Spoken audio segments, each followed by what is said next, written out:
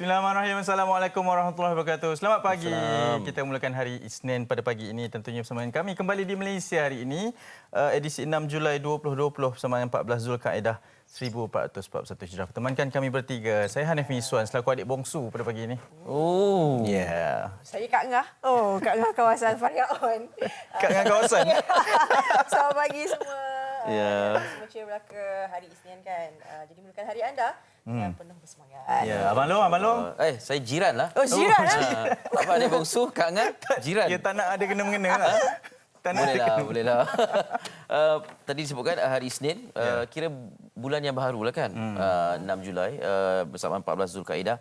Kita harapkan separuh kedua tahun 2020. Separuh masa kedua lah ni. Ya, kira macam kalau bola sepak tu separuh masa kedua lah. Mula kita dapat menyusun atur aspek kehidupan kita. Lepas kita dah menjalani PKP, kemudian PKPB dan sekarang PKPP. Banyak aktiviti telah pun dibolehkan. Dan antara perkara yang harus difikirkan dan diteliti ialah aspek kewangan kita. Kan, sebab yang mendapat moratorium tu dah nak bermula betul. Fikirkan yang macam mana buat pembayaran dan sebagainya. Ya. Ogos. Adalah bulan terakhir. Maknanya kita dah kena catur baliklah. Kalau sebelum ini kita dah ada diberi kelonggaran sedikit. Jadi pastinya bulan ini boleh mulakan sedikit demi sedikit pembelanjaannya. Dan saya percaya kalau sebelum ini start mula PKP 18 Mac kan, setiap hari kita bimbang, kita risau bagaimana statistik yang ada membabitkan kes COVID-19 ini. Tapi hari ini mungkin kita boleh mulakan kalau di harian metro ni bawah di atas ni dikata pulih 8,465. Kes baharu 5. Kematian 121 orang dan jumlah keseluruhan kes semuanya yang dicatatkan di Malaysia sekarang ini 8,663. Walaupun angkanya semakin mengecil tetapi kita menyerulah orang ramai. Teruskan. Ya. Dan dikabarkan 5 kes baru ni ada yang berkait dengan yang baru pulang dari luar negara. Dari Arab Saudi kan. Cuma saya sentiasa meneliti yang di hujung ni kes bilangan kematian tidak bergeraklah setakat ini, alhamdulillah. Ya, maknanya yang walaupun ada kes kita dapat lihat bilangan sembuh itu boleh dikatakan signifikan. Dan kalau diikutkan 8663 kes keseluruhan, recovered 8465. Maknanya yang dah pulih. Ya. Nombornya lebih kurang sama. Maknanya kesembuhan itu kita harapkan dapatlah kita lihat secara ketara dan tidak ada bilangan kes kematian baru ataupun kes baru.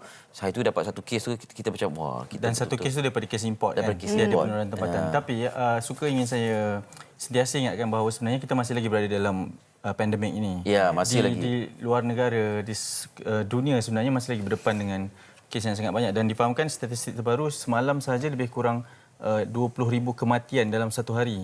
Dan ini statistik yang semakin meningkat. Benar, alhamdulillah di Malaysia kita sudah mula boleh mengawal keadaan ini. Kita berada di fasa pemulihan. Tapi perlu sentiasa diingatkan juga walaupun di fasa pemulihan walaupun kita dah melihat keadaan mungkin kembali agak sedikit normal di luar kan. Ada juga yang dah mula bersalam-salaman. Ada juga yang semakin mula ialah duduk berkumpul beramai-ramai. Keyakinan untuk berdepan dengan keadaan pandemik new normal ini, kebiasaan baru ini. Tetapi perlu juga diingatkan bahawa kita juga perlu hidup dengan keadaan virus corona ini dan kita perlu sentiasa sedar, ingat bahawa ianya masih ada lagi di kalangan kita. Mungkin kita tak sedar tapi kita perlu sentiasa berhati-hati dan berwaspada. Dan bermulanya PKP 3 bulan lebih kita berada dalam hampir masuk bulan keempat ini lah.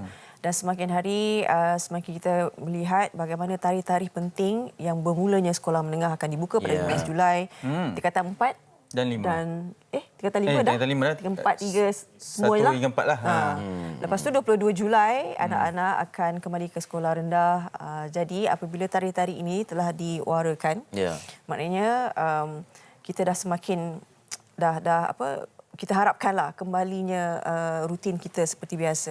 Tapi nanti kita akan rindui bagaimana saat ini kita dah sebelum ni kita dah banyak masa dekat rumah kan. Saya tanya anak saya, your school going to be open pun dia dah macam no way. Itu jawapan pertama dia. No way ni membawa maksud no way macam teruja. Satu lagi macam tak nak pergi sekolah. Betul. Jadi yang mana satu sebenarnya reaksi anak ni? Adakah Tapi saya memilih jawapan yang kedua. yang tak boleh ke sekolah? Dia dah clingy tau. Dia dah suka sebab kita kan ibu bekerja, bapa bekerja. Jadi bila kita balik, dia ada masa-masa dia. Jadi dia dah macam tu tau. Okey. Jadi bermulanya bagaimana kita perlu menyuntik kembali semangat kepada anak-anak kita ni yang dah biasa duduk rumah. Okey, bagaimana reaksi ibu bapa untuk menerima, sebab saya faham mesti kebimbangan tu sebab anak saya belum lagi ke sekolah lah. Bagaimana pendapat kalian dengan pembukaan semua sekolah? Sebab sebelum ni mungkin kita dah tanam mentaliti bahawa mungkin sekolah tiada pada tahun ni kan. Tapi alhamdulillah sekarang kita dah kembali pulih. Bagaimana reaksi kalian? Bimbang juga sebenarnya. Okey. Bimbang juga sebab sekolah rendah kan. Kadang-kadang kita rasa macam okey sekolah ada SOP dan sebagainya, tetapi anak-anak kita ni bila dah jumpa kawan-kawan dia pun tak tahu bagaimana untuk mengendalikan kawalan kendiri tu. Bimbang, tapi pada masa sama kita sebab anak dah terlalu lama dekat rumah walaupun guru bagi homework dan sebagainya, tapi bila ada ibu bapa ni dia tak dengar sangatlah cakap. Dia perlukan betul-betul guru yang sebenar untuk memberikan ilmu tu. Ibu bapa ni support betul. Itulah masalahnya. Sebab kita pun dah melihat keberkesanan pembelajaran secara dalam talian kan. Tidak seperti betul. mana Saya berdepan. Jadi ini juga yang harapnya dinanti-nantikan oleh anak-anak kita jugalah. Kan nak masuk ke sekolah. Ya, walaupun mungkin keberatan sebab tak bersekolah lama kan dah terbiasa. Tapi lah barangkali ada juga yang tak sabar-sabar nak ke sekolah. Barangkali kalau anda ada sebarang pandangan cadangan untuk bagaimana seperti kata Farah nak menyuntik kembali semangat anak ni, sebab kita faham mak ayah pun dah macam Dah betul. Pergilah sekolah. Pergilah sekolah ya. Kita bayar yuran kan, pergilah sekolah. Tak, dan sebagai anak kita pun faham. Sebab kita dulu kan pernah bersekolah juga kan. Ya, dan betul. waktu cuti tu, bila nak kembali mula tu, apatah lagi sekarang ni waktu tak dijangka. Tapi apa pun akan ada titik persamaan lah antara ibu bapa dan juga anak-anak di rumah tu. Mudah-mudahan. Ya. Okey, dan kita nak teruskan dengan akhbar hari ini dua saja ya. Dua saja. Ya, Metro. Oh, awak pas ke sini? Yes, itu macam ni. Mentang dia tengah. Saya pun boleh. Okey, baik, saya mulakan di area Metro. Ini di muka hadapan. Ini satu inspirasi juga daripada seorang cikgu. Ialah kita berbicara mengenai pendidikan. Guru ambil SPM 18 kali. Tapi jangan salah faham. Guru ni memang mengambil SPM dengan subjek matematik sahaja kerana mahu menguji formula matematik yang dicipta. Dan untuk menguji keberkesanan tersebut, beliau ataupun guru ini iaitu Zulkifli Mat Pungut sanggup menjadi calon sijil perjalanan Malaysia untuk subjek diajarnya semata-mata bagi memastikan formula dicipta berjaya melonjakkan pencapaian cemerlang setiap pelajarnya. Malah sejak 2011, beliau sudah menduduki 18 peperiksaan untuk subjek itu pada setiap Julai dan November. Maknanya setahun dua kalilah, Julai, November dia ambil. Dan keputusannya beliau memperoleh grade A+ sebanyak 14 kali, manakala grade A sebanyak 4 kali. Maksudnya memang sebelum dia mula mengaplikasikan kepada anak-anak muridnya memang dicuba sendirilah berkenaan dengan formula matematik. Maksudnya formula itu menjadilah kan. Menjadi setakat inilah, mungkin selepas ni dah boleh diberikan kepada anak muridnya juga. Dan meskipun memiliki kelebihan pernah mengajar subjek matematik hampir 20 tahun, Zulkifli tidak mengambil mudah setiap peperiksaan yang diikutinya. Sebaliknya tak buat persediaan sebelum menduduki peperiksaan. Bayangkanlah cikgu matematik yang duduk dah 20 tahun betul. Jadi ini usaha yang wajar dipuji. Dan mungkin selepas ini insya-Allah akan ada lebih banyak pelajar yang boleh mengikuti jejak guru ini. Ingat namanya Zulkifli Mat Pungut daripada Sekolah Menengah Kebangsaan Datuk Abdul Rahman Andak, Simpang Renggam, Johor. Johor. Maknanya bila berada dia meletakkan diri beliau dalam keadaan tertentu sebab SPM kan dia ada masa kan. Jadi mungkin dengan formula betul. tu dalam berapa masa dia boleh kan. Jadi kalau pelajar-pelajar ada masalah pun dia tahu dah. Dia faham. Beliau seolah menjadi bahan uji kaji untuk subjeknya sendiri. Eksperimental. Wow, tahniah. Syabas. Okey, pas ke sana pula lah. Pit. Okey, di NSC Straits Times ini back on track juga berkaitan dengan PKPP ni, the construction sector. Sektor pembinaan is recovering thanks to stimulus packages and the resumption of economic activities. Only 23% of sites inspected by CIDB have yet to resume operations due to labour shortages. Jadi ini antara perkembangan terkini lah tentang sektor pembinaan. 80% dah mula kembali melaksanakan projek-projek ataupun tugas. Walau bagaimanapun ada yang terpaksa atau tidak dapat meneruskan lagi kerana bila projek berhenti, banyak pekerja diberhentikan. Jadi itu antara perkara yang dilihat oleh pihak CIDB dan bagaimana perkara ini dapat dipulihkan. Anda boleh baca lebih lanjut situasi ini sekarang dan pastinya ada perkembangan sebab kita tak boleh biarkan sesuatu itu terbengkalai terlalu lama kan. Pada masa sama cabaran untuk mendapatkan kembali tenaga kerja itu juga perlu sebab sebelum ni boleh dikatakan bilangan pekerja asing itu sangat signifikan. Betul. Ya, sangat ketara untuk sektor ini. Jadi bagaimana untuk mengimbangi dan memastikan projek kembali berjalan. Okey, anda boleh baca di NST buku surat 2 ada perinciannya. Berita harian hari ini boleh tengok online lah. Harian, boleh tengok online lah. Senang kerja betul, ini. Ke sini pula. Ke sini tau. Okey, kita nak kongsikan ini satu cerita lah. Baru-baru ini tim MHR ke Perak dan antara bingkisan dibawa pulang adalah siapa suka mi udang? Saya. Udang saya suka. Udang. Suka? Tapi saya tak pandai ni lah. Memikan Orang ajak saya makan. Makan je lah. Saya tak pandai cari macam tempat ni ada mi udang sedap. Jadi ini antara lokasi yang mungkin anda boleh pergi dekat Perak sebab Taiping ni dia terkenal dengan mi udang. Teping, Tapi ini teping. dekat Teping. Teping. Ini dekat Cekat Jering. Dia kata mi udang special, mi udang Nur Zeti. Katanya kalau satu mangkuk tu ada 5-6 ekor. Besar. Besar. Steady ni. Itu kata argumennya, perdebatannya ialah kalau udang tu lebih banyak daripada mi, adakah disebut mi udang? Habis tu panggil apa? Habis udang mi. Udang mi. Udang. Sama macam suku-suku separuh. Beberapa hari lalu saya Kenapa sebut suku-suku berdebat. Sebab bila kata nasi lemak contoh kan, yang sepatutnya portion yang besar adalah nasi. Tapi sekarang nasi dah jadi Sikit. suku. Suku. Sekadar Takkan membuka nak lemak ruang nasi mi. pula? Kita tak tahu. Tapi nak tengok berapa banyak udang di dalam mi udang itu sendiri. Faris ada? Faris Faris, katanya betul. 3 mangkuk dia makan. Dia tak bagi tahu. Tak apa, bagi tahu je. Jujur. Jujur. Okey, kita saksikan dulu bingkisan ni. Silakan.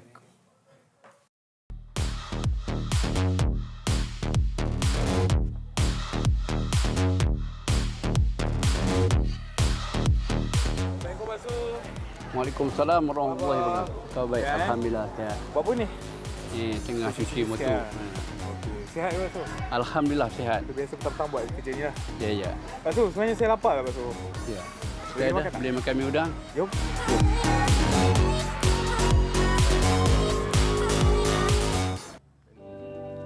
Restoran yang beroperasi dari jam 11 pagi hingga 12 tengah malam ini menawarkan menu yang cukup istimewa. Baik, Pak Su. Kita dah tiba di kedai Pak Su ni. Mungkin Pak Su boleh ceritakan siapa Pak Su dan juga bagaimana sejarah kedai restoran Nur Zeti Mi Udang ni. Ini Pak Su dulu bekerja di Jabatan Telekom Malaysia. Pada petang Pak Su balik ke kecilan, Pak Su buka satu restoran dengan isteri Pak Su bersama anak-anak Pak Su di restoran Mi Udang Cekat Jering ini. Bermula daripada tahun 1998. Okey. Tadi kita tengok kat luar Pak Su ada cuci motor kan? Ya. Mungkin apa terlibatnya Pak Su dengan pemotoran? Pernah terlibat Motor ini Pak Su salah seorang daripada Presiden Kelab DRG, Darul Ridwan Bikers ni lah. Bermula daripada tahun 2009. Selain minuman lai cikang yang begitu menyegarkan, pastinya menu utama mi udang menabat hati para pengunjung. Tidak hairanlah restoran ini mendapat perhatian kerana lokasinya yang strategik, iaitu hanya beberapa meter sebelum memasuki tol Cangkat Jering.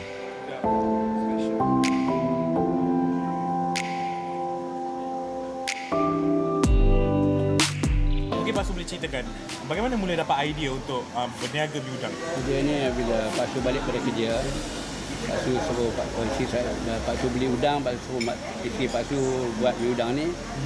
Bila dia buat mi udang ni, Pak Su rasa yang paling terbaik dengan kawan. Jadi dari situlah Pak Su dengan isteri Pak Su bermula ingin buat restoran. Okey. Dan kita tengok kuantiti udang ni pun banyak kan Pak Su? Ya. Macam mana mula nak letak? Kenapa nak letak udang banyak-banyak? Jadi kita udang ni tetapnya kita ikut pada harga lah. Kalau kedai harga yang biasa kita letak 3 ekor ya. Tapi yang ini yang mi udang special kita minta 6 ekor. Dan harganya iaitu RM15. RM15 bagi satu pinggan. Kita tengok ini kuah dia tu, dia pekat. Kuah dia sangat, kita kata sedap lah, sangat sedap dan juga rasa puas bila makan mi ini. Dan kepada anda yang berada di sekitar Taiping, Perak ni ataupun di Cakap Jering ni, jangan lupa datang ke restoran Nur Zeti di Udang. Para pelanggan di sini bukanlah hanya terdiri daripada penduduk tempatan, malahan ia juga mendapat perhatian mereka yang merentas negeri pulang ke kampung halaman. Best dia kuah dia yang rasa macam kuah dia rasa air udang dia tu. Sedaplah bagi saya sebab saya pun kalau ikutkan saya tukang masak kan. Boleh tahulah rasa dia udang dia tu pure ke tak. Memang dah biasa lah rasa ni. Maknanya kalau perjalanan balik ke Kedah, maknanya balik daripada Kedah, kita orang nak balik ke Pahang, memang kita akan singgah sini lah. Makan maknanya dengan family lah. Bukan sekadar menu yang menjadi tumpuan, persekitaran yang segar dan suasana turut menjadikan sesebuah restoran itu menjadi tarikan pengunjung. Semoga perniagaan yang diusahakan keluarga Pak Su ini akan terus berjaya hingga ke generasi akan datang. Udang tu berjaya melitupi mi di dalam mangkuk tu. Jadi kita nak panggil dia udang mi. Kita bagi mi udang lah. Mi udang. Mi udang. Tapi saya tengok kuah dia pekat ah. Saya pencinta mi udang, Pakcik. Selalunya kan mi udang dia kuah dia cair. Tapi ini saya tengok macam, Saya teruja tengok mi dia pun banyak juga. Kan? Kalau macam tu satu mangkuk pun dah banyak. Ini 3 mangkuk. Faris. Jalan jauh. Jalan jauh. Okeylah. Kelaparan. Buat bekalan lah. Bawa bekalan. Okay. Ya. Baik, itu sangat boleh dicubalah. Di mana tadi? Di Cangkat Jering. Cangkat Jering, restoran mi udang Nur Zeti. 5 hingga 6 ekor udang dalam satu mangkuk. Eli Iskandar bolehlah pergi sana. Sebab sebelum ni macam bukan pemburu makanan kan, ni dah ada lokasi, pergi je lah. Ya, insyaAllah kalau sampai ke belah sana lah ya. Mudah-mudahan. Okey, kita break seketika. Selepas ini nak bercerita lebih lanjut tentang bantuan prihatin elektrik tambahan. Kalau anda seperti Fariha yang berhadapan dengan situasi bil elektrik yang melambung kerana PKP, tak putus-putus menggunakan bekalan Sebelum elektrik. PKP lagi lah. Oh, ya ke? Baik, nanti kita tanya lebih lanjut ya. Jadi ni isu lain lah. Tak apa, nanti saya ni mana K-Line TNB kan okey. Okey, kita betul nak selepas ni terus bersama kami di Malaysia hari ini. Baru nak tengok Ken lah.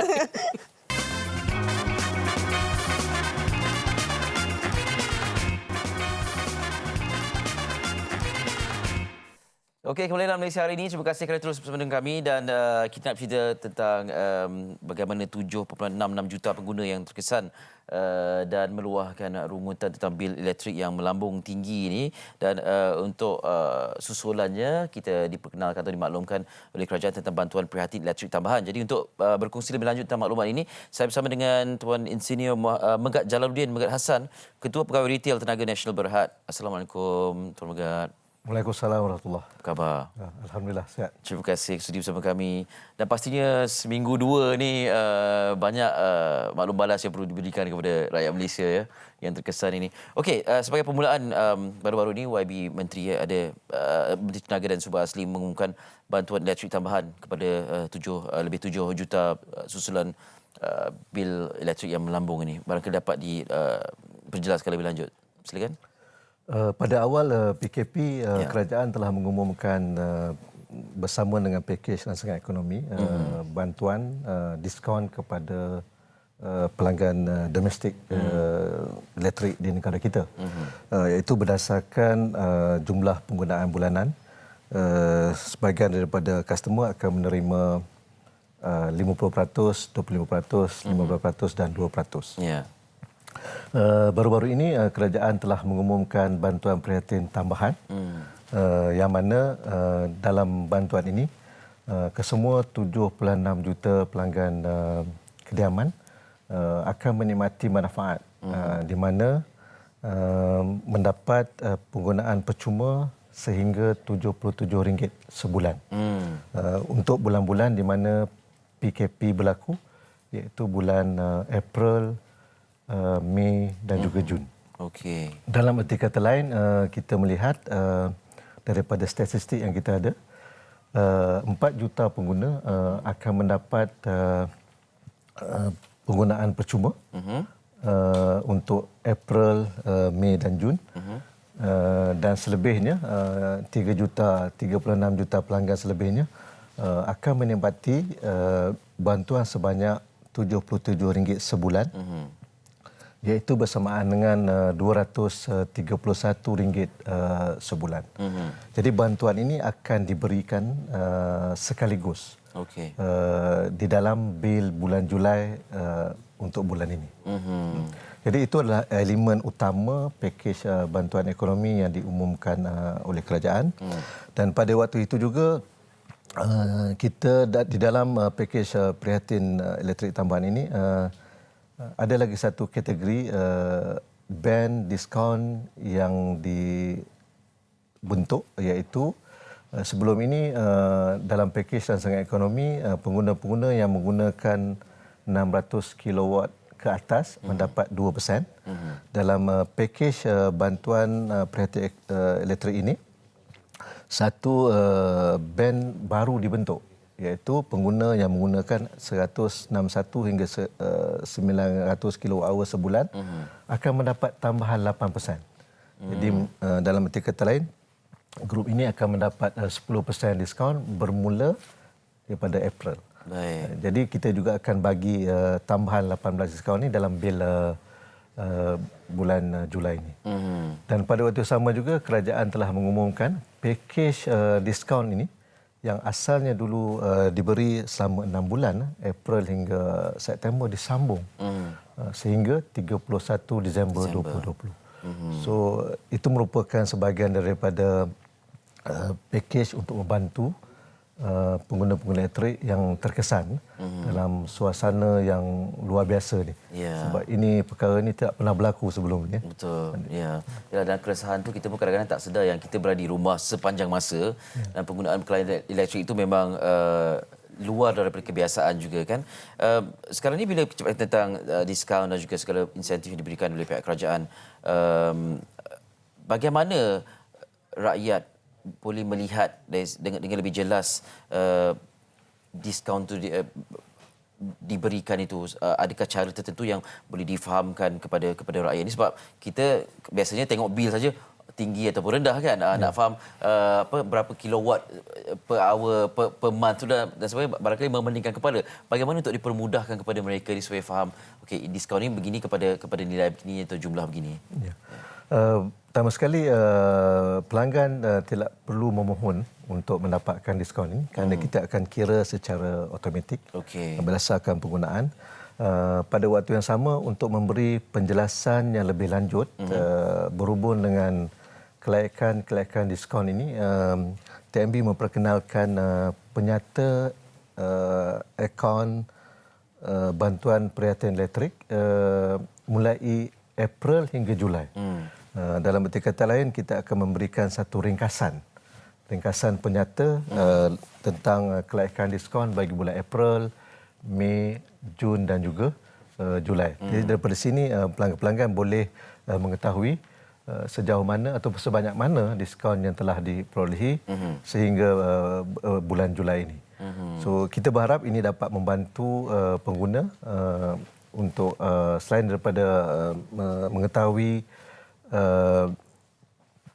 diskaun yang telah diterima, kita juga akan memberikan maklum balas sekiranya pengguna telah membayar. Kita telah membayar bayaran-bayaran berdasarkan bil-bil yang dikeluarkan terdahulu.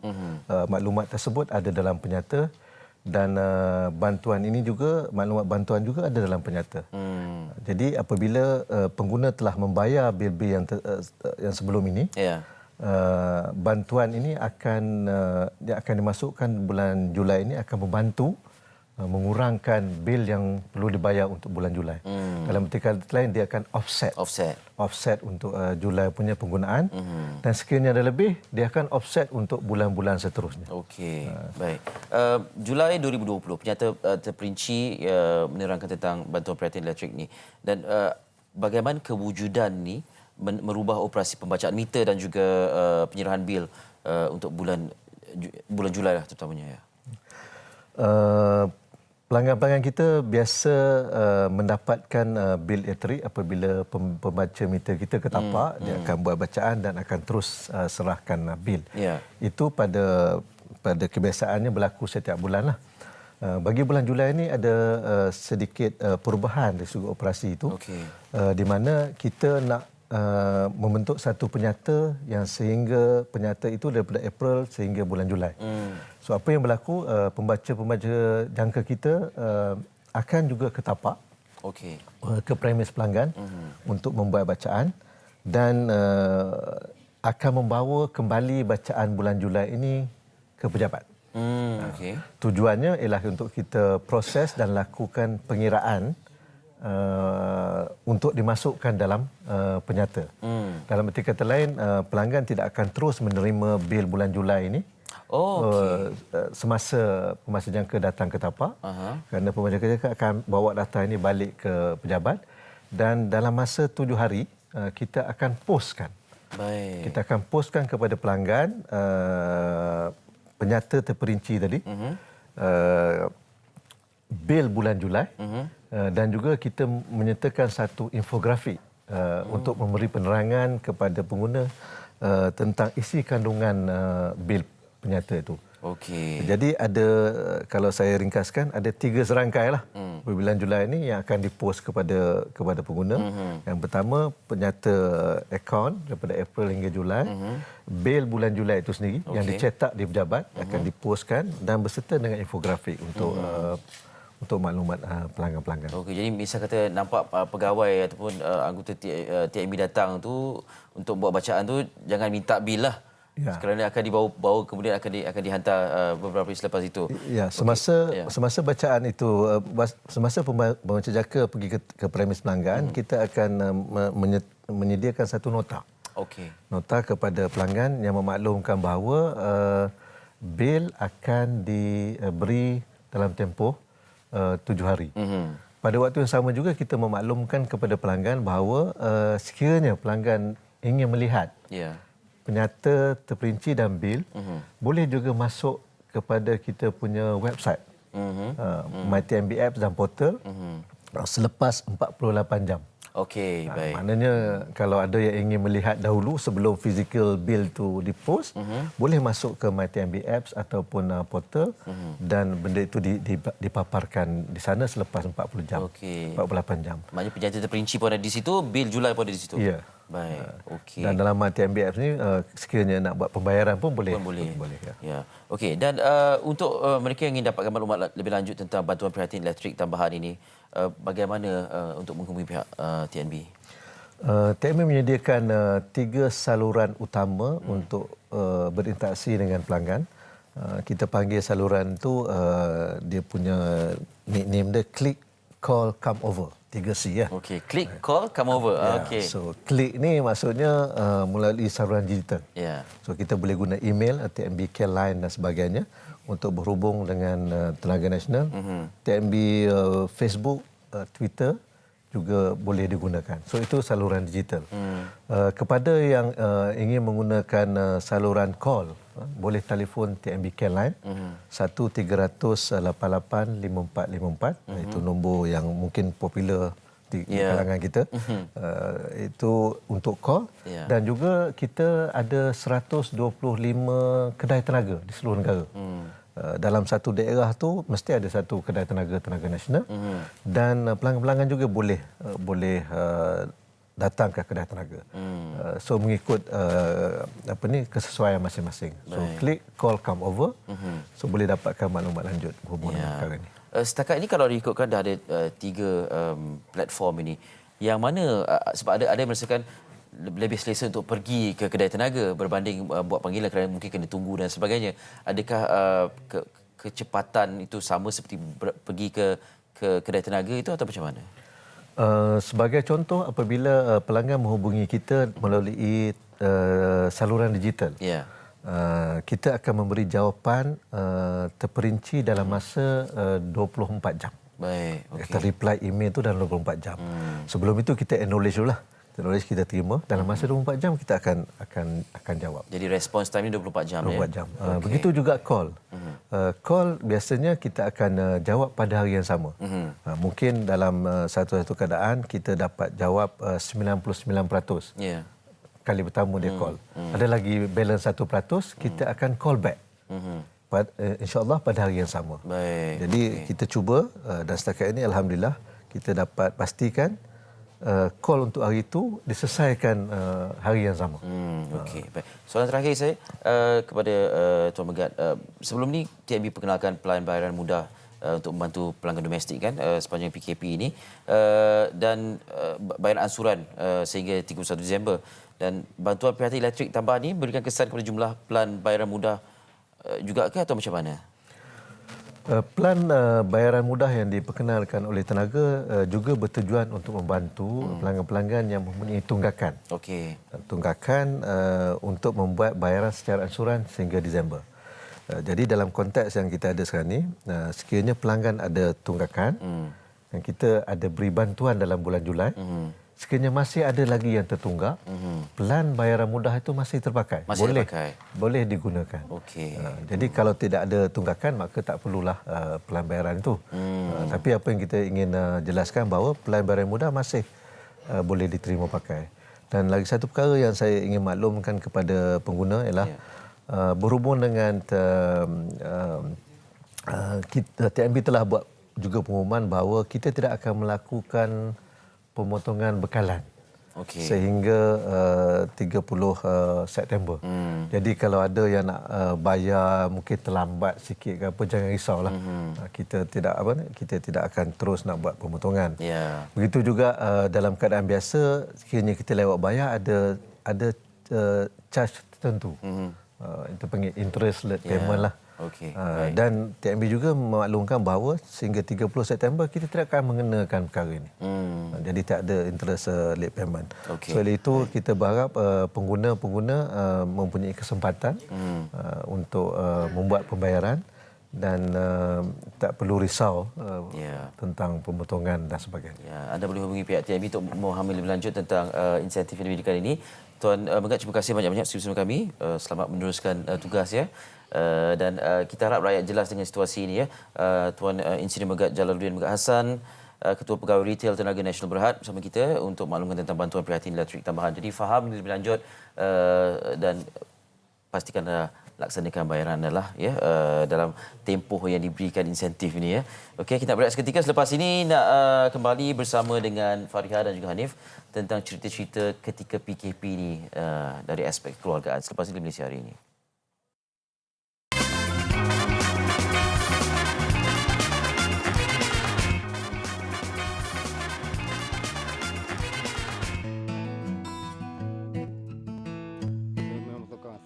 Masa PKP ni untuk masa kita ada masa bersama keluarga. Selalu ni kan busy dengan kerja, dengan apa semua tu, hal masing-masing. Sangat sesuai. Banyak aktiviti yang kita boleh buat bersama keluarga. Masak, mengemas, macam-macam. Termasuklah kita boleh tengok anak-anak di rumah. Masa bersama keluarga agak banyak lah. Macam seperti kita boleh buat kerja rumah bagi lelaki lah. Macam saya kan bekerja. Macam buat kerja rumah. Itu selalu kena lah. Waktu tu memang kita, waktu gathering lah kita katakan. Selama 3 bulan tu memang waktu yang orang kata apa ya, sangat berharga lah. Saya boleh kenal perangai ahli keluarga lah. Macam contoh anak-anak saya kan. Selama ni saya boleh kerja pun, saya pagi-pagi, malam baru balik. Diorang pun kadang-kadang dah tidur, dah apa. Masa PKP nak kita boleh kenal dia, kita boleh bermesra, mengeratkan lagi silaturahim lah. Sebelum PKP banyak benda kita terhad di rumah. Maksudnya kita banyak berada di pejabat, berada di luar. Semasa PKP ni macam-macam kita boleh buat. Termasuklah boleh buat apa? Roti canai, memasak, buat kuih, buat kek, macam-macam. Apa yang saya nampak lah macam sebelum PKP kalau kita alas sekitar kita macam mana lah. Sebelum ni kita tengok cemaran, teruk sikit kan. Tapi bila selepas PKP, kita tengok air berjernih. Seperti saya baru tengok dekat Sungai Perlis Sebenyih. Dulu nampak cemar sikit, sekarang nampak dia jernih sikit. Anak selalu kita balik kerja, budak-budak ni mandi, makan malam, terus masuk bilik masing-masing buat homework semua kan. Masa PKP, masing-masing pun turun dapur. Turun dapur yang mana cari resepi, turun bawah lah. Tapi tak ada benda lain lah kita buat. Memang itulah lepas tu kemas rumah.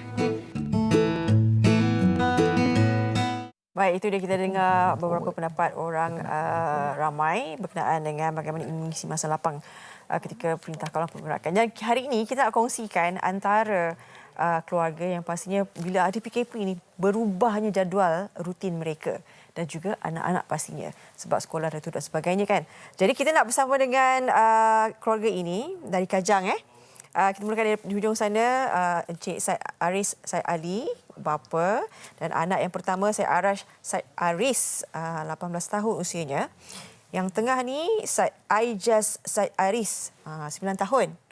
Macam 12 tahun Dan Sharifah Almira betul Sharifah Almira Said Aris 8 tahun dan juga Puan Suraini Muhammad Ali ibu. Assalamualaikum, selamat pagi. Waalaikumsalam, selamat pagi. Bangun pukul berapa Almira? Bangun pukul 8? 7. Okey. Terima kasih diucapkan kerana sudi bersama kami dan pastinya kami dengar juga kabarnya keluarga ini sentiasa memberi sokongan kepada MHI, hantar gambar, video-video. Baik. Kita nak tanya juga sepanjang PKP, bermulanya PKP kan, kita berdepan dengan COVID-19. Mula-mula tu pastinya semua bimbang kan. Tapi bermulanya PKP tu apa aktiviti yang dirancang ataupun memang masa tu anak-anak takut lagi ke nak bagi nasihat pada anak tentang COVID-19 ke? Macam mana mula-mula tu? Okey, mula-mula tu fasa 1 lah PKP ya. Okay. Fasa 1 tu rasanya semua orang takut. Jadi perancangan awalnya tidak sebanyak mana tapi dia more of fleksibel lah. Timetable tu fleksibel. Di mana anak-anak diberi masa lebih untuk aktiviti yang mereka suka. Contoh macam anak-anak saya ni suka buat DIY. Dia suka tengok 5 minute crafts tu selalunya. So lepas dia orang tengok tu selalunya saya siapkan bahan untuk dia orang buat lah. So most of the time dia banyak hands on benda macam tu. Fasa pertamanya lah. Okey. Bapa Cik Aris macam mana? Sebab bekerja sendiri kan. Jadi memang masa pun memang banyak dekat rumah. Mula-mula macam mana? Biasa tak? Kan? Macam saya pula kan, saya berniaga sendiri. Saya pengusaha pasar mini. Masa time PKP ni tutup. Bukan tutup, memang very hot lah. Dan? Saya selalunya tak bersama keluarga. Selalunya saya keluar pagi, subuh, saya akan balik lepas maghrib. Banyak time dekat. Maknanya Puan lah banyak masa dengan anak-anak. Saya ucapkan terima kasih lah pada isteri saya.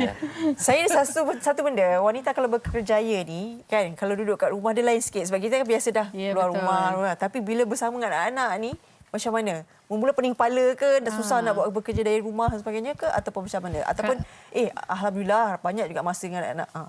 Dia mixed feeling sebenarnya. To be truthful, memang banyak challenges lah. Sebab kita selama ni rutin kita berjumpa anak tu petang. Dari pagi memang kita macam saya di kampus lah. Anak-anak di sekolah dan sebagainya. Tapi minggu pertama dan minggu kedua tu sangat-sangat challenging. Sebab kita masih bekerja di rumah. Urusan yang dibuat di pejabat tu kita buat di rumah. Dan anak-anak dia tak ada aktiviti yang fix lagi.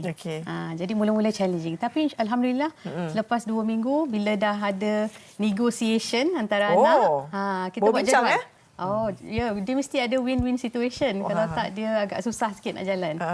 Macam Aris 18 tahun belajar. So masa tu macam mana? Perbincangan yang bagaimana dilakukan dengan ibu dan ayah dan adik-adik yang lain?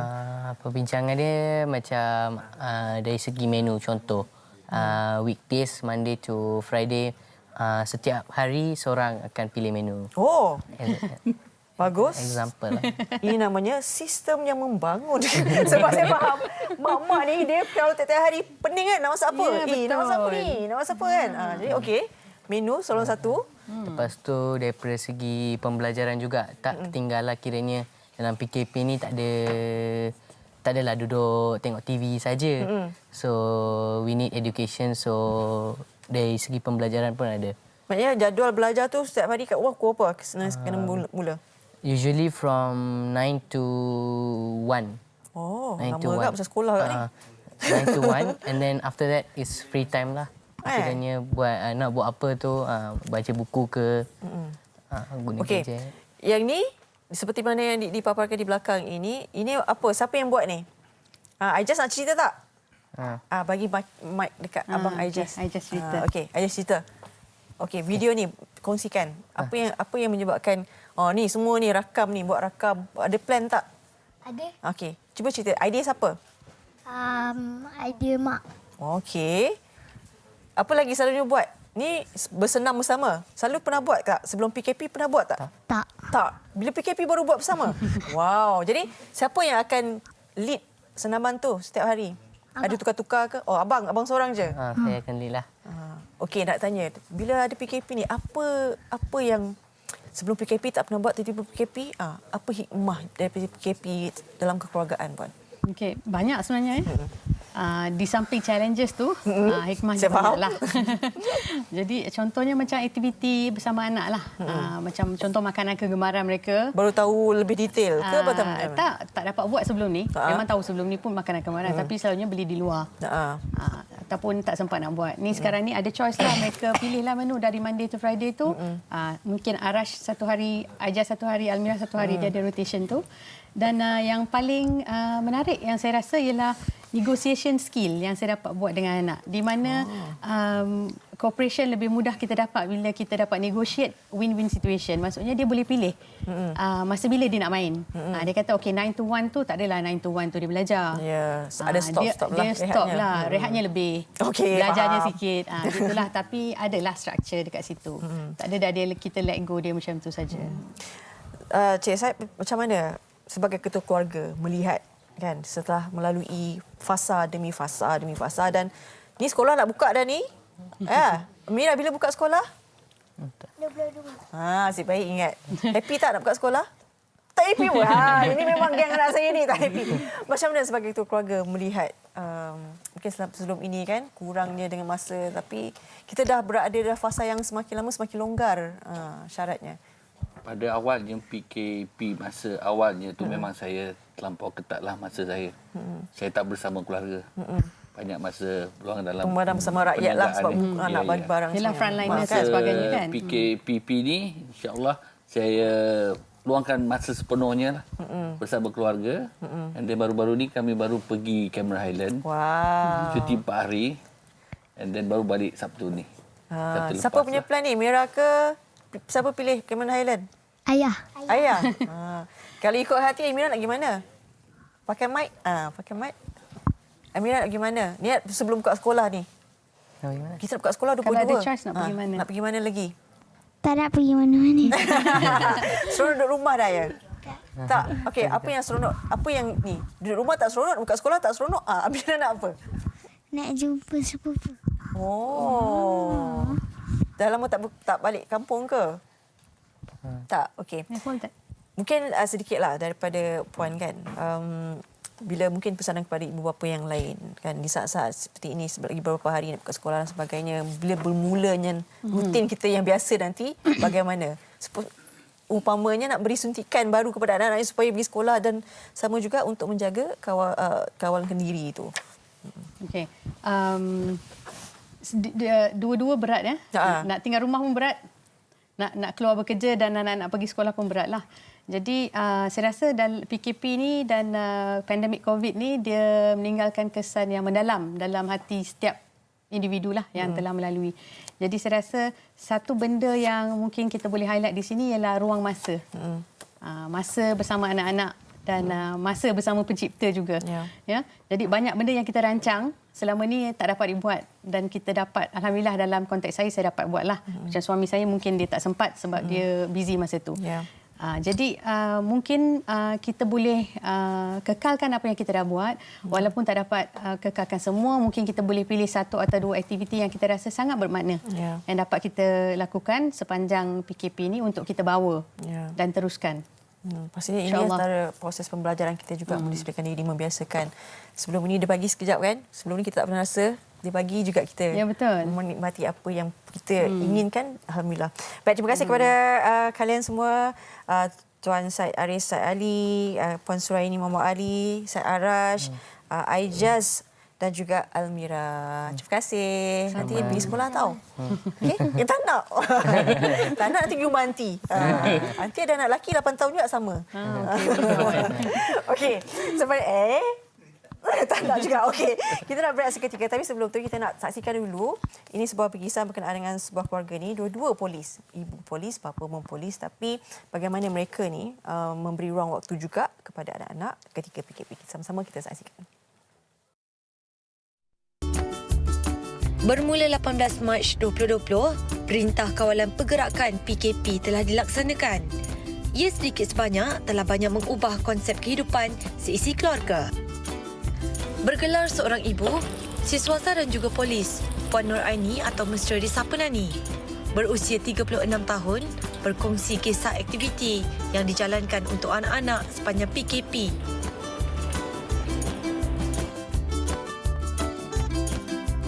Memang ada kat rumah sepanjang masa, jadi inilah masa peluang yang saya ada untuk first memang kita bantu anak-anak lah sebab dia orang pun melalui pembelajaran secara online kan.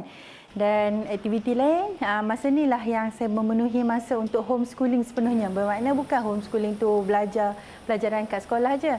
Masa inilah dia orang belajar lipat kain, dia orang belajar yang sulung lah, belajar masak, belajar perkara-perkara yang tak diajar waktu hari biasa. Ibu kepada 4 orang cahaya mata ini gemar meluangkan masa lapang bersama anak-anak dengan membuat biskut kegemaran mereka. Pepatah mengatakan, melentur bulur, biarlah dari rebungnya. Itulah yang dilakukan oleh Puan Nur Aini terhadap permata hatinya. Baginya, aktiviti kemahiran hidup seperti ini haruslah diterapkan dalam diri mereka sejak kecil lagi. PKP ini adalah masa saya sepenuhnya bersama keluarga, saya sepenuhnya bersama dengan anak-anak. Perubahan yang ketara adalah masa PKP inilah saya belajar masak kek, saya belajar segala-galanya dan alhamdulillah selepas 4 bulan ni orang kata mahirlah sikit, boleh buat kek, pelbagai jenis kek sebab masuk kelas online. Masa yang terjalin mampu membantu dalam membentuk generasi yang teguh dan melihat perkembangan anak-anak. Walaupun hanya seketika, pelbagai aktiviti yang dilakukan dapat mengeratkan lagi hubungan antara satu sama lain.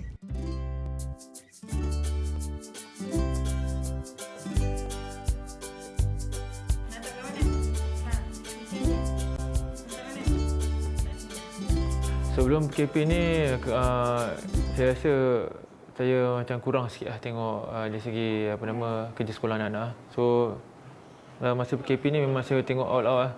Saya boleh tengok dia punya progres kerja daripada awal hingga akhir sehingga siap.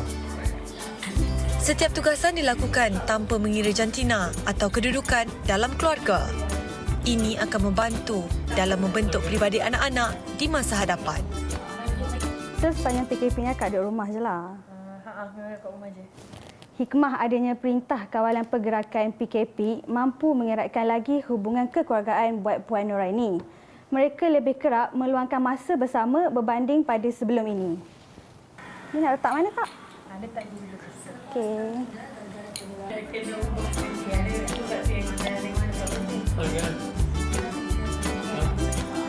Memang bagi saya sepanjang PKP ni memang saya rasa seronok dan gembira. Kami keluarga dapat bekerjasama dari segi banyak aspek lah. So, contoh dari segi pendidikan ke, dari segi kita hiburan secara family. Walaupun dalam tempoh PKP, ia tidak menghalang Encik Muazzam dan Puan Nur Aini untuk meluangkan masa bersama. Kegembiraan anak-anak adalah sangat penting dalam membantu tumbesaran mereka. Tidak dinafikan, tempoh PKP ini antara momen yang pasti akan dirindui setiap kalangan di masa hadapan.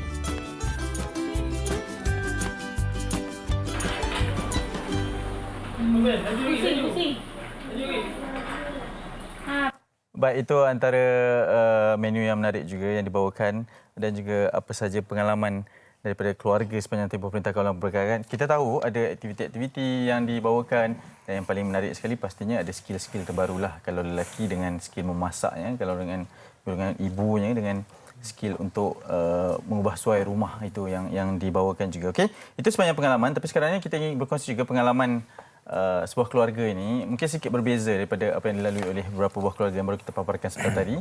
Sekarang ini adalah pengalaman menghadapi kanser di usia muda dan lebih menariknya sekarang ini masih lagi berjuang dan insya-Allah akan dalam masa terdekat ini difahamkan akan berjaya untuk mengharungi cabaran yang besar ini. Jadi kita bawakan di studio keluarga ini, di sebelah kanan saya adalah Farah Farhana Mak Yusof yang sedang berjuang dengan kanser yang diperkatakan sebentar tadi. Di sebelah kanan adalah bapanya Cik Muhammad Yusof Hassan dan sebelah hujung sana adalah ibunya Puan Rahimah Ibrahim bersama dengan kami. Terima kasih kerana sudi bersama kami. Sihat ketiga-tiganya? Alhamdulillah. Baik, mungkin selaku permulaannya kita nak kongsikan tentang sebenarnya apa yang melanda Farah, kalau boleh dikongsikan, dan apabila mendapat tahu berkenaan dengan didiagnosis kanser limfoma baru-baru ini, mungkin boleh cerita terlebih dahulu.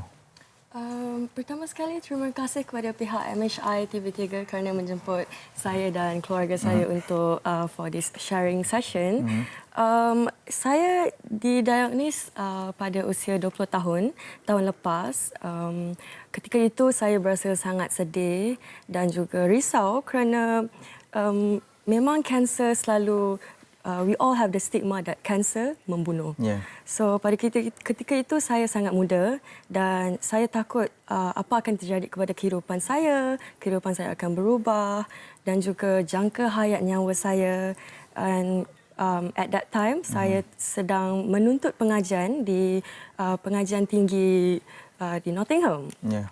So what would happen to all of my studies and semua, and memang feeling saya memang risau pasal family saya, rakan-rakan rapat saya.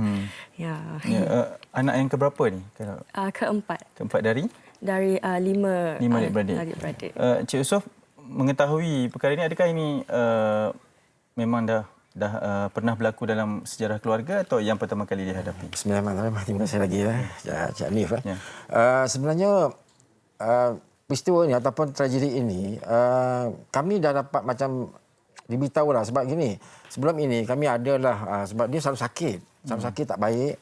Lepas tu kami adalah buat perubatan, sebab saya ni dia mempelajari tentang perubatan moden dan juga alternatif. Jadi ada saat itu kami cubalah alternatif untuk dapatkan rawatan secara ruqyah. Seorang ustazah yang di Melaka, Ustazah Lidah ni, dia buat ruqyah pada anak saya ni, dan dia kesan, dia kata, Tuan Haji, anak awak ni ada macam dalaman, ada kesan, ada something lah, dia kata. Silalah bawa ke klinik atau hospital untuk buat pemeriksaan. Lepas tu, yalah.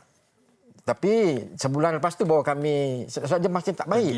Jadi memang kami terus pergi ke klinik refer kepada hospital, spesialis, dan memang perlu buat biopsi. Bila buat biopsi itulah, saya mula tak tahu apa makna biopsi. Tapi saya bila kaji, untuk mengesan tumor. Dan tumor ni saya muka, tumor. Dan saya mula risau dah. Memang risau dah. Dia dua, tumor ni bila saya baca tu tak semestinya kanser. Tapi yalah, bila kesan tu maknanya memang confirm lah. Bila dia buat biopsi tu, doktor tu dia beritahu saya, kata, Tuan, jangan terkejut lah, jangan sedih, dia kata. Agak panjang dia punya pertumbuhan itu. Rasa lebih daripada 10 cm. Tipulah kalau saya mengatakan saya tak sedih. Tipulah kalau saya mengatakan saya tak keluar air mata. Tapi ya, bila perkara yang terjadi, kita kena positif lah. Jadi kena depan dia kita tenang dan memang positif, dan saya tenangkan dia. Kita hadapilah. Kerana segalanya adalah ketentuan Yang Maha Esa, dan memang ada perkara ini mungkin ada the best thing lah. Ada perkara yang hikmah ni, ada hikmah. Jadi itulah namanya, begitulah dia kisahnya, macam mana benda ni dapat kesan sebenarnya. Puan, bagaimana selepas mengetahui ini, apa rutin ataupun bagaimana teknik penjagaan anak ini? Ya, saya pastikan anak saya ini makan makanan yang berkhasiat. Saya kurangkan dia makan canned food yang dipanas-panaskan dalam microwave kan. Jadi make sure I masak fresh food lah. Masakan yang dimasak. Ya. Farah sendiri rutin kehidupan pastinya berbeza selepas mengetahui. Sekarang ini pembelajaran dan juga rawatan masih dijalankan atau bagaimana? Selepas sampai setahun Alhamdulillah saya sudah habis rawatan, and saya baru scan and they check that saya bebas daripada kanser. Currently saya sedang menunggu untuk kembali ke pengajian saya di United Kingdom. And sekarang saya rasa badan saya lebih bertenaga, lebih aktif untuk menjalankan senaman workout seperti boxing, berbasikal, dan saya rasa itu adalah cara utama saya untuk kekal sihat. Ya. Oh, maksudnya tiada masalah sekarang ni untuk melakukan aktiviti fizikal. Saya alhamdulillah saya actually rasa lebih bertenaga. Biasa berbasikal kat mana ni? Fly cycle, spin class.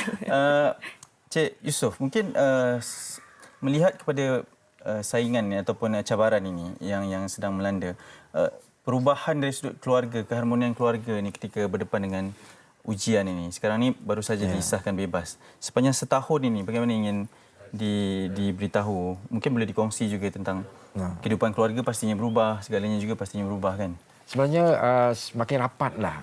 Dan sebenarnya kalau saya lihat pada anak saya ni bila terjadi perkara ini, dia bertambah yakin pada dirinya. Dia bertambah kata orang tu independen, dia independen. Jadi kekuatan dia ni memang menyerahlah. Dan kami memang keluarga memang sentiasa sebenarnya menyokong. Sebenarnya nak beritahulah, nak berkongsi sikitlah. Bila mendengar berita yang anak saya ini mendapatkan, sebenarnya ini adalah tragedi kedua yang pada keluarga kami. Sebelum dia, tahun sebelumnya, abang dia pergi meninggalkan kami. Jadi bila terima satu lagi berita begini, memang mana hati ibu bapa tak ujian. Jadi memang luluhlah. Bagaimanapun, alhamdulillah dengan berkat kita sama-sama, kita doa sama-sama. Memang kita doa sama-sama dan doa rakan-rakan, doa-doa yang semualah yang saudara-mara yang terlibat, dan nasihat-nasihat mereka memang kekuatan kami memang lagi lebih eratlah. Jadi nampak memang ada itu kebaikannya di antara yang saya lihat perkara inilah. Alhamdulillah, ini juga mungkin ada hikmahnya. Mungkin Farah boleh mengambil kesempatan ni untuk memberi sedikit pesanan kepada mereka yang menghadapi ujian juga kan, sebab kanser limfoma ni sesuatu yang sukar dikesan juga. Tahu-tahu ada saja kan. Mengambil kesempatan juga memberikan pesanan sikit. Pada pendapat saya, nasihat utama saya, kesihatan mental kena kuat, kena kekal positif. Kerana daripada bila kesihatan mental kita positif, kuat, dan juga tubuh badan kita juga akan eventually will actually be stronger. And also saya harap pejuang-pejuang kanser di luar sana dapat berjuang dan juga beat the stigma of the cancer itu membunuh. And in English they said InsyaAllah, if God wills, every illness has its cure. Okey.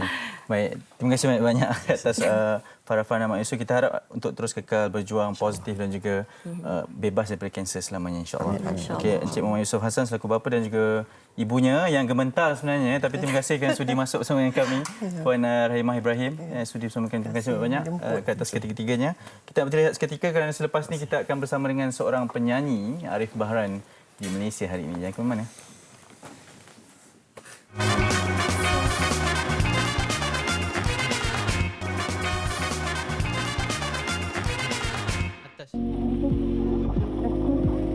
Taiping, Perak. Selain dari keindahan bandarnya, tidak dinafikan negeri ini antara lokasi syurga makanan buat rakyat Malaysia. Terletak di pusat penjajah Taiping, terdapat lebih 20 kedai makanan yang menjanjikan pelbagai pilihan makanan untuk pelanggan. Kawasan yang dikenali sebagai kedai belakang bomba ini adalah lokasi popular bagi penggemar Yong Tau Fu. Yong Tau Fu ni bermula pada tahun 1983 daripada warisan orang tua lah. Selepas itu, selepas saya habis belajar, saya ambil alih dan diberi nafas baru supaya Yong Tau Fu ini dapat dikomersialkan dengan lebih baik lagi. Muhammad Fazli Yusof atau lebih mesra dengan panggilan Cikgu Fazli ini menjadikan perniagaan Yong Tau Fu sebagai sumber pendapatan sampingan keluarga. Dia juga turut dibantu oleh 3 orang pekerja bagi memastikan sajian yang dijual dapat memenuhi permintaan pelanggan. Keistimewaan Yong Tau Fu ni, kalau di tempat yang orang lain punya, dia terpaksa ambil sos daripada syarikat lain. Tetapi saya 100% adalah sos yang saya sendiri buat. Bermula daripada cabai, bahan-bahan yang terpilih daripada serbuk, dan kita masak sendiri, tak bergantung kepada siapa. Bagi Cikgu Fazli, kepuasan pelanggan adalah keutamaannya. Inovasi bancuhan sos Yong Tau Fu Yang dikeluarkan bukan sahaja membolehkan para pelanggan menikmatinya di sini, malahan Cikgu Fazli juga menjual serbuk yong tofu bagi mereka yang ingin memasak sos ini di rumah. Bila saya tengok ramai yang nak makan yong tofu, kalau satu pinggan tu sampai 20, 30. Jadi alternatif saya adalah saya sediakan serbuk dalam packing-packing yang kecil. Contohlah satu packing RM12, dia beli serbuk yong tofu ni RM12, dia pergi beli yong tofu, barang-barang yong tofu, 3 biji, 4 biji raita boleh beli dengan modal yang cukup murah. Jadi makna sekarang semua orang boleh makan yong tofu dengan harga yang murah. Dianggarkan juga sebanyak 40 hingga 50 kilogram yong tofu akan dijual dalam masa sehari. Kita lihat kat sini ada banyak bahan-bahan untuk makan yong tofu. Apa cara dengan cikgu untuk makan yong tofu ni? Okey, kita tengok, kalau tengok macam-macam ada kan. Macam ni kita tengok cabai yang disumbat dengan ikan. Macam ni ketam stick. Ketam stick memang yang sedap-sedap. Semua barang fresh. Yang ini pucuk campur telur. Dan yang ini dikenali sebagai ci chong fan.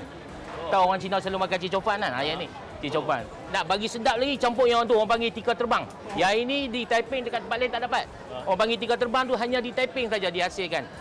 Dulu saya buat sendiri tikar terbang ni. Dan nak bagi kek lagi kena ambil sotong. Ambil sotong dengan kangkung. Campur dengan yong tofu memang kek lah.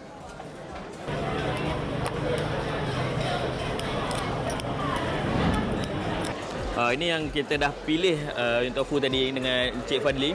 Kan saya ni saya nak rasa pula. Bismillahirrahmanirrahim.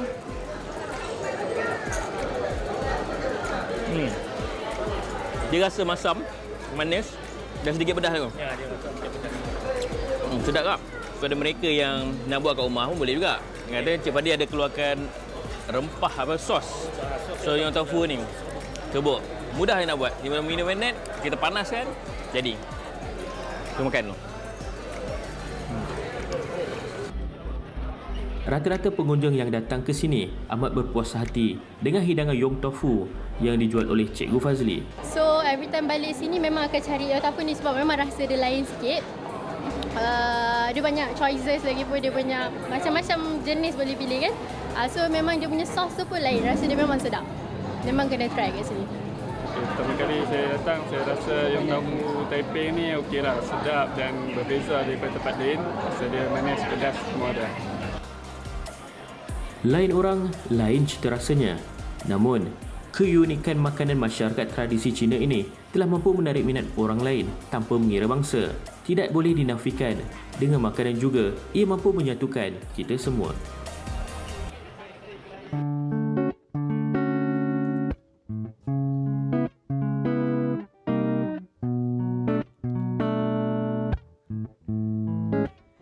Lihat gambarmu sebelum lenaku, tak usah kau ucapkan sayang, ku tahu. Jika kau mau satukan hatimu, kembalilah ke ragapanku, cintaku. Tak usah kau menangis. Izinkan ku pujumu. Oh kan ku beri kau semuanya, karena kau aku yang punya. Kaulah hidupku, terduduk dan terlihat gambarmu sebelum lenaku. Tak usah kau ucapkan sayang, ku tahu. Oh jika kau mau satukan hatimu, kembalilah ke ragapanku, cintaku. Tak usah kau menjauh. Usah biarkan hatiku jadi separuh. Oh kan ku beri kau semuanya, karena kau aku yang punya. Kaulah hidupku, terduduk dan terlihat gambarmu sebelum lenaku. Tak usah kau ucapkan sayang, ku tahu. Dan jika kau mau satukan hatimu, kembalilah ke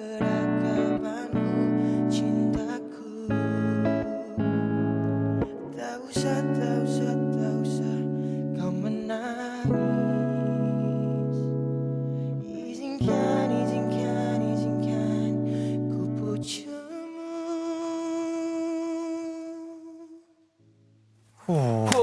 Habis dah. Menenangkan pagi-pagi. Tak sampai hati nak masuk lah. Tak sampai hati nak Macam tu masuk. ah. Selampau tenang. Selampau tenang. Selampau tenang. Wow. Terima kasih. Usah. Ni Ya. saya baru Yep. Benda yang dah lama tak jumpa dengan Arif Bahran. Saya rasa Ini rambut PKP. Ya, tapi image ni macam nampak matang sikit. betul lah. Kenapa sebelum ni tak nampak matang? Tak, dia macam funky sikit. Tapi sebab rambut panjang tu nampak dia macam Awak nak gimana? elok. Saya macam Apa kalau letak orang segak sebelah saya. Lagi aja. Jadi letak wanita okey sikit. Sebab tu sikit saya lah. awal cop kat sini tu. Tak boleh lawan ni, tak boleh lawan. Yelah, kalau rambut pendek boyish sikit. Apa khabar? Apa khabar? Baik-baik, alhamdulillah. Selamat Hari Raya walaupun dah terlambat. Nak raya haji. Raya haji. Ya. Okey, ini kolaborasi baru dengan Ini Baby Pian. sebenarnya adalah betul. Kolaborasi bersama Baby Pian dan ini adalah lagu pertama Bahran yang Bahran kompos sendiri. Tapi Bahran buat lagu ni bersama Pian sebab kita orang pun dapat lagu ni secara tiba-tiba. Dan Bahran buat lagu ni sebelum Bahran masuk reality TV show 2 tahun lalu. Ya. So dah lama dah. Dah lama dah. Dah lama. Hari tu baru kita orang dapat macam the time yang very sesuai untuk riliskan the song lah. Yang lain kan? Wah. Itulah kata lain habis. Orang yang sama ke? Tapi saya suka lah yang ni. Image ni. Tiba-tiba. Terima kasih. Tak, Saya dia memang selesa dengan macam ni. Tapi kalau saya rambut pendek, saya akan nampak berisi kot. Sebab PKP kan kita duduk rumah. Naik ke? Naik. Mana tak naik? Ya. Macam ni dia kata berisi. Entah. Habis yang macam ni. Tak tahulah. Macam mana? Yang macam ni. Macam ni sudah sikit segak. Orang tidak tahu. Okey, saya akan duduk sebelah awak. Jadi okey, ini image ni dah sebagai selesa begini ke ataupun bersifat sementara je? Ini memang saya memang keluar ke mana-mana dari kecil lagi memang saya dah suka image macam ni. Rugged lah, lay back je. Tapi kalau tengok lagu asal, dia mungkin lagi rancak macam R&B sikit kan? Ya, sebab hari ni bangun pagi so kita orang take it easy dengan akustik Mood pagi lah, mood pagi. Tapi sedap juga dengan versi ni kan, versi chill punya. Dia pertama kali buat rancak R&B. Ini adalah lagu pertama saya R&B, lagu rancak dan I was actually very excited for the song to be released sebab sebelum ni saya nyanyi lagu ballad, you know, lagu-lagu unsur untuk dibawakan untuk AJL ke kan, untuk lagu-lagu macam tu. So yang ni saya buat kelainan sikit sebab orang pun nak tengok saya minta lagu-lagu rancak sebab Bahran ni asyik sedih, sendu. Jadi adakah kemurungan aja kan? Adakah ini Bahran? Adakah ini Bahran yang sebenarnya? Ini adalah Bahran yang masa sekolah. Ini adalah vibe Bahran masa sekolah. Happy, chill je. Okey. Tapi saya rasa saya lebih selesa dan saya rasa saya tahu mana saya kekuatan saya dekat ballad lah. Ini cuma like fun filler type of song. Okey. Macam memang sukalah buat. Ni music video kat mana buat ni? Music video ni buat dekat rumah kosong. Okey. Rumah yang sudah di-abandon, yang sudah ditinggalkan. Rumah tu dekat KL. So macam konsep ni, kita orang buat macam Bahran dengan kawan-kawan Bahran datang and tengok Bahran buat show santai-santai. You know, and sambil tu kita chill dengan kawan-kawan malam-malam. Friday night lah. Dan lagu ni pun chill kan? Ya. Jadi kalau maknanya masih lagi berat kepada balada lah.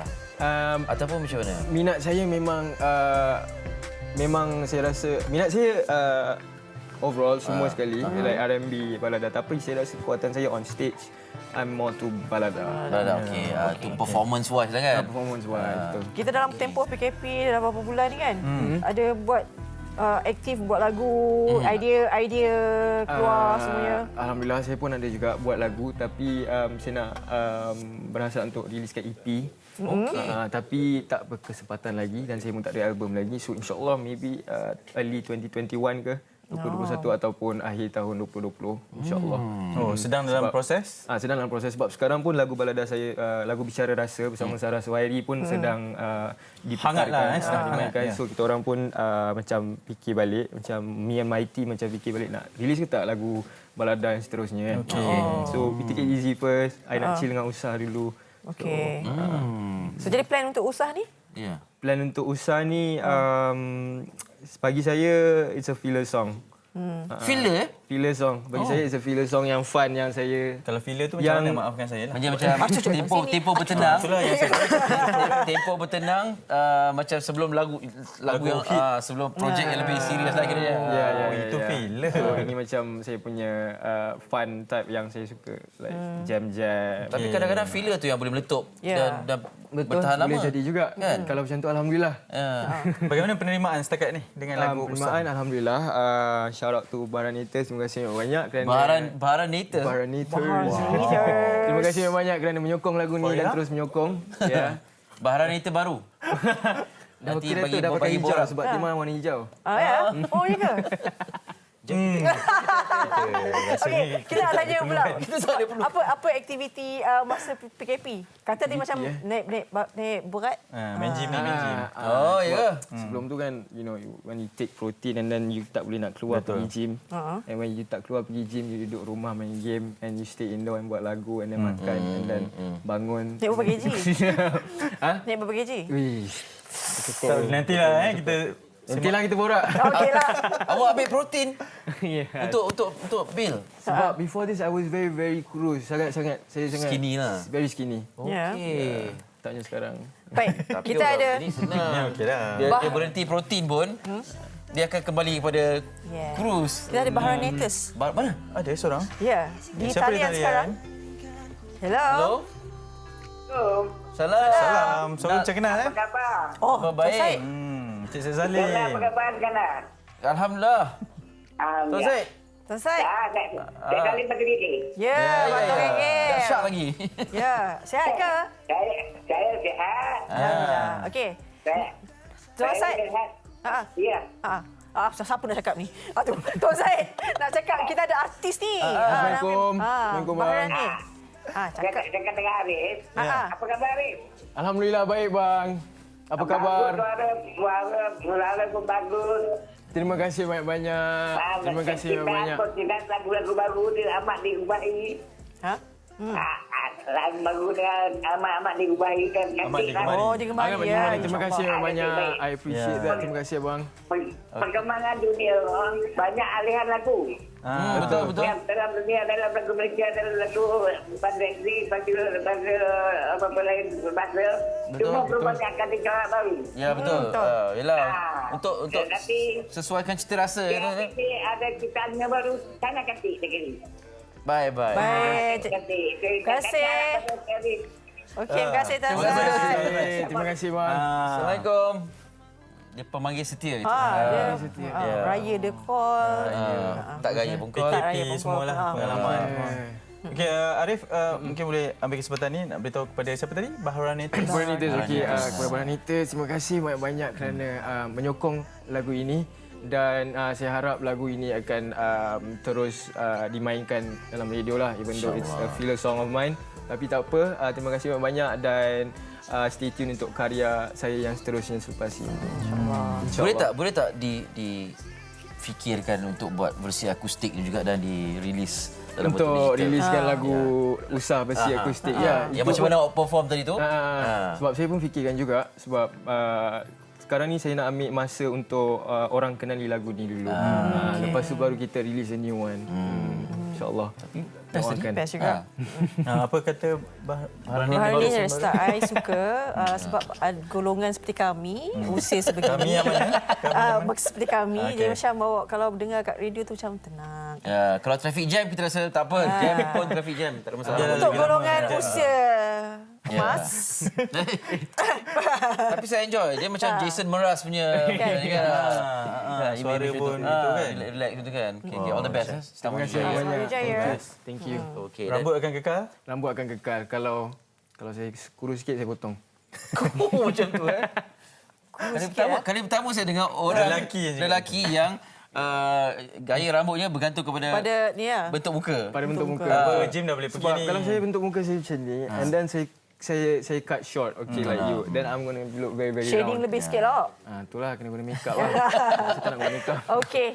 Terima kasih diucapkan. Baharan selepas ni ada lagu? Lepas ni adalah lagu ballad saya yang berjudul Juara Dusta. Okey, baik. Hari ni 6 Julai. Hari ni 6 Julai kita Esok ada 7 Julai. song Cik. istimewa. Sangat Semalam istimewa. 5 Julai. Ya.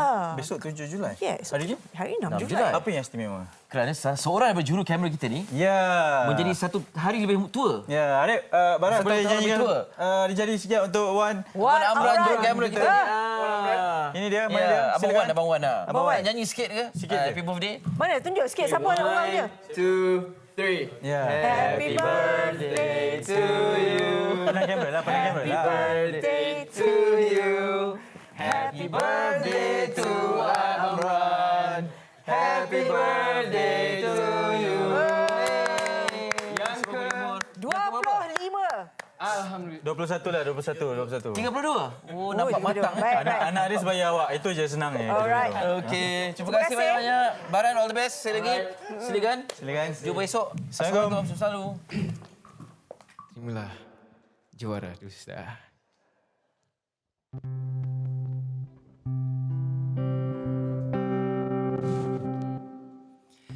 Kau yang dulu bersama ku menjerang waktu sepenuh cinta, susah senang kita nikmati.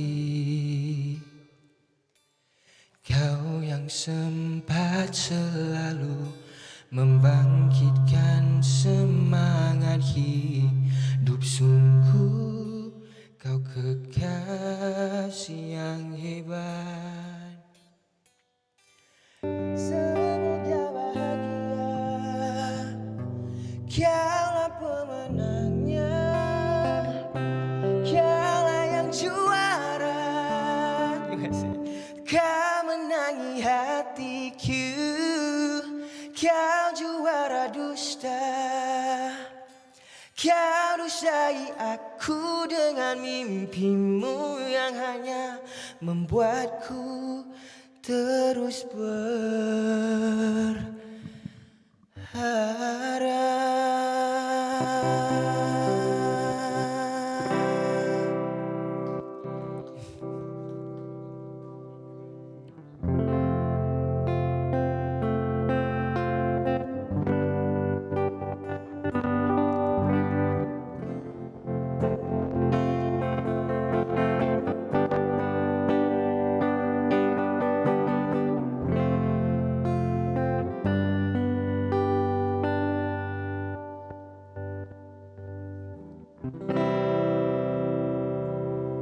Assalamualaikum.